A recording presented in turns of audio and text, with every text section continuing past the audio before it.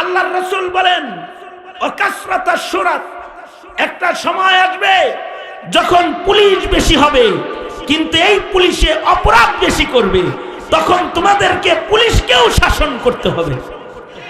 তখন পুলিশের সাথে তোমার শাসনের ভূমিকায় গিয়ে মরা লাগতে পারে পুলিশে ভালো করার জন্য, যেইটা বৈষম্য বিরোধী ছাত্র আন্দোলনের ছেলেরা করেছে।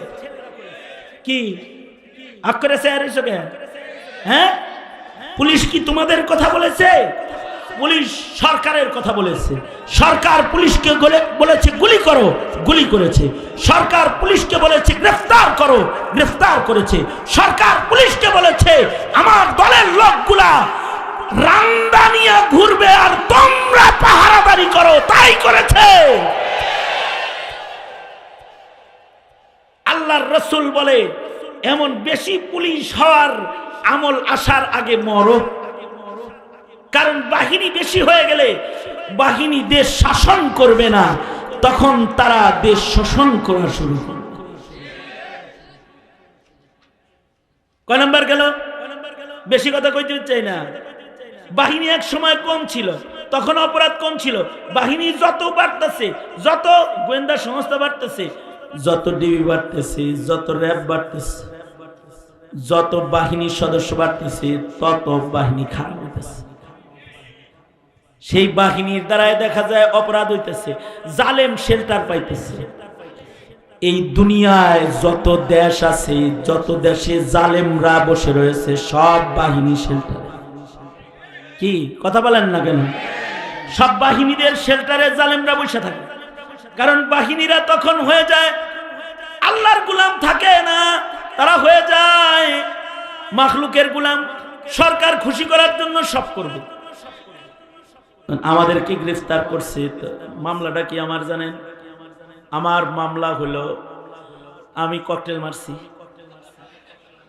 বাইতুল মুকাররমের উত্তর গেটে আমি ককটেল মারছি, এটা হলো মামলা। মামুনুল হকের মামলা হলো উনি মানিব্যাগ চুরি করছে।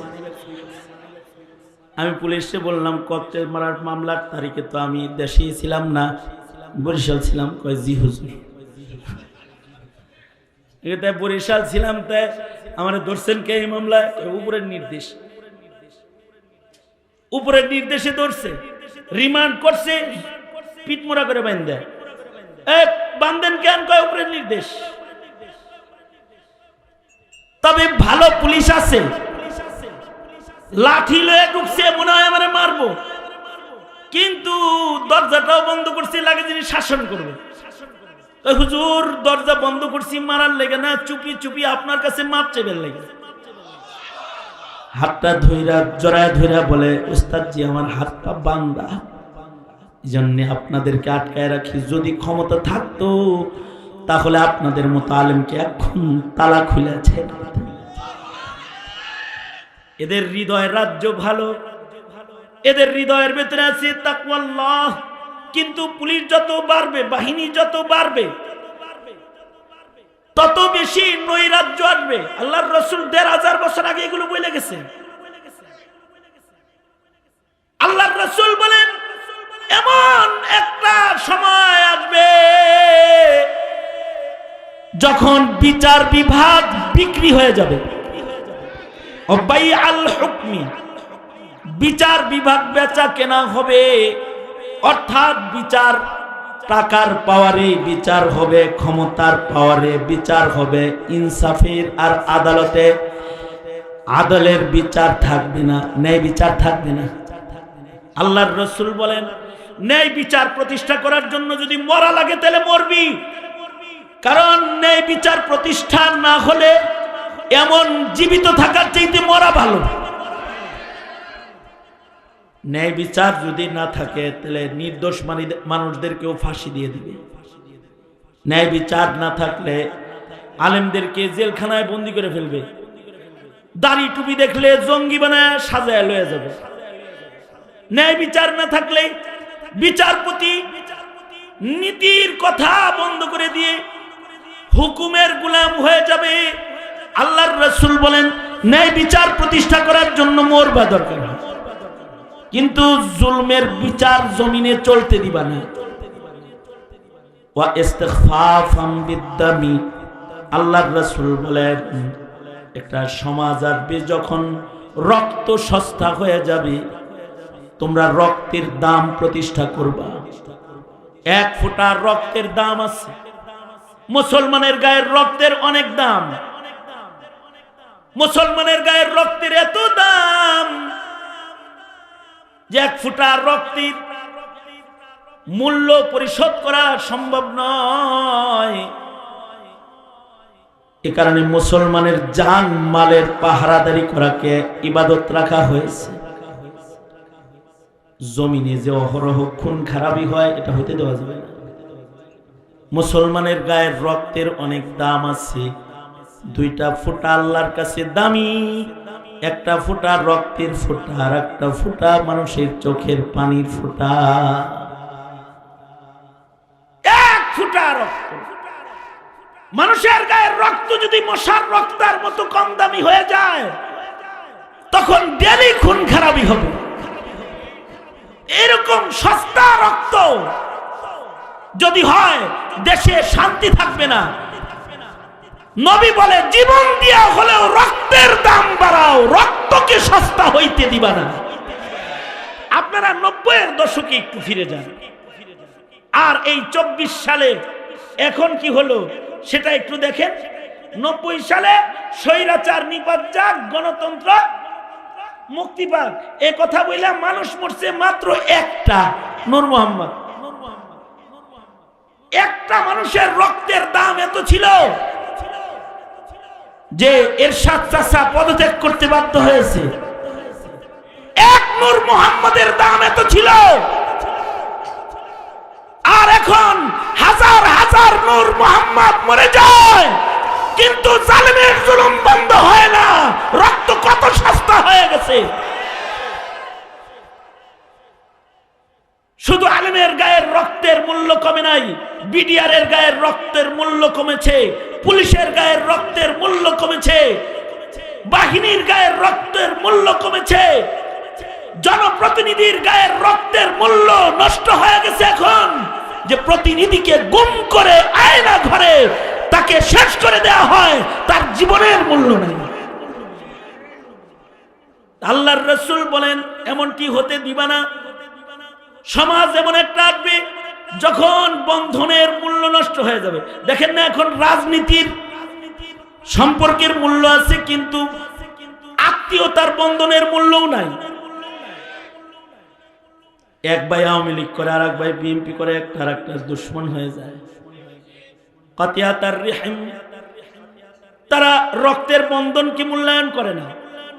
এমন সমাজে জীবিত থাকার চাইতে মরা ভালো। অর্থাৎ যে সমাজে কোরআনের মূল্য নষ্ট হয়, যে সমাজে বন্ধনের মূল্য নষ্ট হয়, যে সমাজে রক্তের মূল্য নষ্ট হয়, যে সমাজের বিচার বেচা কেনা হয়, যে সমাজে দুষ্টরা হুকুমত চালায়, অমন সমাজে বেঁচে থাকার চাইতে মরা ভালো। যদি কেউ কালিমার উপরে অটল থেকে ইমানি মৃত্যু যদি সে আলিঙ্গন করতে চায় তাহলে ইমানি মরণের পরিবেশ তাকে করতে হবে। জমিনে পরিবেশ রাখবেন মদের আর বলবেন মদ খাইস না, জমিনে পরিবেশ রাখবেন জেনার আর বলবেন জেনা করিস না, জমিনে পরিবেশ রাখবেন চুরি ডাকাতি জুলুমের আর বলবেন চুরি ডাকাতি করিস না। এটা হবে না। এ কারণে এই মুসলিম সমাজে শান্তি আর শৃঙ্খলার জন্য আবার খেলাফত আলা মিনহাজিন নবুওয়া দরকার। ঠিক কিনা? জোরে আওয়াজ করে বলেন। তন্ত্রমন্ত্রের দিন শেষ, বাউতাবাজির দিন শেষ। আবার কোরআন সুন্নাহর বিধান দরকার, জাতিকে শান্তি দিতে হবে। সুতরাং আগামী সময়ে ক্ষমতায় যাদের বসাইবা বুঝা শুনে বসাইবা। কারে ভোট দিবা তা বলবো না, তবে এটা অবশ্যই বলবো তাকে ভোট দিবা না যে কাদিয়ানিকে কাফের বলে না, তাকে ভোট দিবা না যে নাস্তিকের বিচার চায় না, তারে ভোট দিবা না যে ইসলামের মূল্য দেয় না, তারে ভোট দিবা না যে অপরাধীর সঠিক ইনসাফের শাস্তি হুকুমতে কায়েম করতে চায় না। পাওয়ার আর টাকার রাজত্ব যারা করতে চায় তারা জাতির নেতা হওয়ার অধিকার রাখে না। বিষয়গুলো খেয়াল করা একদিনের নয়, 2 দিনের নয়, মেহনতের বিষয়। তৈয়ার আছি তো ইনশাআল্লাহ? আগামীকালকে দেশের যোগ্য উলামায়ে কেরাম রাহনুমাই করতে আসবে। এক একজন কমপক্ষে 100 জনকে দাওয়াত দিয়ে এই মজমায় নিয়ে আসার জন্য প্রস্তুত আছেন তো ইনশাআল্লাহ? কারা কারা প্রস্তুত আছেন হাত তোলেন। আল্লাহ সবাইকে কবুল করে, জোরে বলেন আমিন। আমি আমার কথায় যেটা বুঝাই না, মরতে হইব কিন্তু ঈমান নিয়ে মরলে জান্নাত পাওয়া যাইব। পরিবেশ খারাপ থাকলে তুমি ঈমান নিয়ে মরতে পারবা না। আল্লাহর রাসূল বলেন পরিবেশ করো, ঈমানের মরণ মরার পরিবেশ করো। আল্লাহ আমাদের তৌফিক দান করুন, বলুন আমিন। আজকে প্রথম রজনী, আপনাদেরকে আগামীকালকের বৃহৎ আয়োজনকে সফল করার দাওয়াত জানিয়ে আজকের মতো এবছরের মতো আমার আলোচনা এখানে ইতি টানবো। সবাই ইস্তিগফার করেন, আস্তাগফিরুল্লাহ রাব্বি মিন কুল্লি যামবি ওয়া আতুবু ইলাইহি লা হাওলা ওয়ালা কুওয়াতা ইল্লা বিল্লাহিল আলিয়্যিল আযীম। আস্তাগফিরুল্লাহাল্লাযী লা ইলাহা ইল্লা হুয়াল হাইয়ুল কাইয়্যুম ওয়া আতুবু ইলাইহি। আলহামদুলিল্লাহি রাব্বিল আলামিন। রব্বুল আলামিন 2 দিন ব্যাপী মহাসম্মেলনের আজকের প্রথম রজনী, প্রচন্ড শীত, তোমার বান্দারা বসে আছে। প্রধান অতিথি প্রিয় সাইদ ভাই লম্বা সময় বসে কথা শুনেছে। আল্লাহ, ওহিদুজ্জামান আন্দোলন সাহেব অসুস্থ দেখে পাশে বসে রয়েছে, এলাকার আলেম ওলামারা বসে রয়েছে। নর নারী প্যান্ডেলে একত্রিত, নারীদের প্যান্ডেলে নারীরা বয়ান শুনেছে। ইয়া আল্লাহ, এখানে তোমার গোলামেরা একত্রিত, কিছু কথা তোমার বান্দাদেরকে হিদায়াতি আলোচনা কানে দিয়েছি। রব্বুল আলামিন, আয় আল্লাহ, যা কিছু বলা হয়েছে ইয়া আল্লাহ এই কথাগুলো বুঝার তৌফিক দান করো। রব্বুল আলামিন, ভিক্ষুকের মতো 2টা হাত বানায় ধরেছি, মেহেরবানি করে আমাদের জিন্দেগির সব গুনাহ তুমি মাফ করে দাও।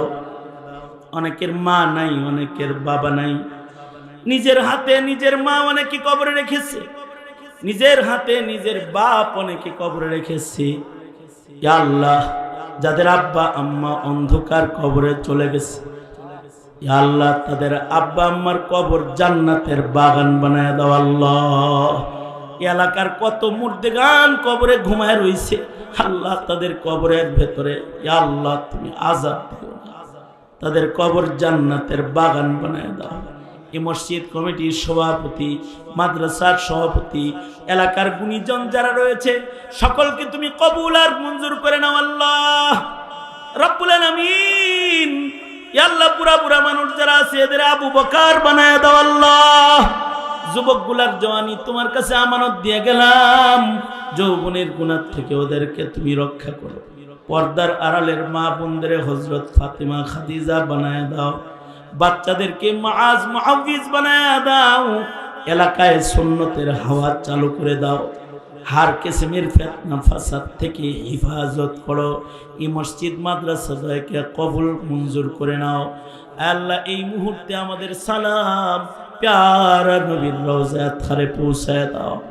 আল্লাহ, ডানে বামে যারা বসে রয়েছেন বিশেষভাবে আন্দোলন সাহেবকে কবুল করো। আল্লাহ, এই এলাকাবাসীর খেদমত করার তৌফিক দান করো। আল্লাহ, সাইদুর রহমান সাইদ ভাইয়ের ব্যবসায় বরকত দান করো। আল্লাহ, মুরব্বীদের খেদমত করার তৌফিক দান করো, মওত পর্যন্ত দ্বীনের কাজ করার তৌফিক দান করো। এই জমিনের মানুষের শৃঙ্খলা রক্ষায়, জমিনের মানুষের শান্তি রক্ষায় ইয়া আল্লাহ সামাজিক রাষ্ট্রীয় কাজে অংশগ্রহণের তৌফিক তুমি দান করো। মওত পর্যন্ত সাদাকায়ে জারিয়ার আমল বেশি বেশি করার তৌফিক দান করো। যেদিন ডাক দিবা নবীর খাঁটি উম্মত হিসেবে ডাক দিও। আল্লাহ, আল্লাহ, আমরা যারা এখানে বসেছি আমাদের আলো আওলাদদেরকে কবুল মঞ্জুর করে নাও, ওদেরকে নেককার পরহেজগার বানায় দাও। ইয়া আল্লাহ, আমাদের বংশের ভিতরে বেনামাজি পাঠাইবা না, আমাদের বংশের ভিতরে বেঈমান পাঠাইবা না। ইয়া আল্লাহ, আমাদের বংশের প্রত্যেকটা সন্তানকে তুমি কবুল মঞ্জুর করে নাও। আল্লাহ, আয় রব্বুল আলামিন, আয় আল্লাহ আমরা যারা হাত তুলছি আমাদের সকলকে বাইতুল্লাহ রাসূলের রওজার জিয়ারত নসিব করে দাও। আয় আল্লাহ আমাদের সকলের রিজকে হালালের ভিতরে বারাকা দান করো আল্লাহ। মওত পর্যন্ত সুস্থ নেক হায়াত তুমি আমাদের দান করো। প্রতি বছরের সম্মেলনকে কবুল আর মঞ্জুর করো আল্লাহ। যত কল্যাণ মঙ্গল সব দাও, অকল্যাণ আর অমঙ্গল হতে আমাদের বাঁচাও। ফিলিস্তিনের মুসলমানদেরকে নাজাত দাও ইয়া আল্লাহ। সারা দুনিয়ায় মুসলমানদেরকে বিজয় দাও। বাংলার জমিনে শান্তি দাও, শান্তির হুকুমত কায়েম করে দাও আল্লাহ। ইসলামের পতাকাকে উড়ায় দাও আল্লাহ। سبحان ربك رب العزة عما يصفون وسلام على المرسلين والحمد لله رب العالمين آمين آمين برحمتك يا أرحم الراحمين.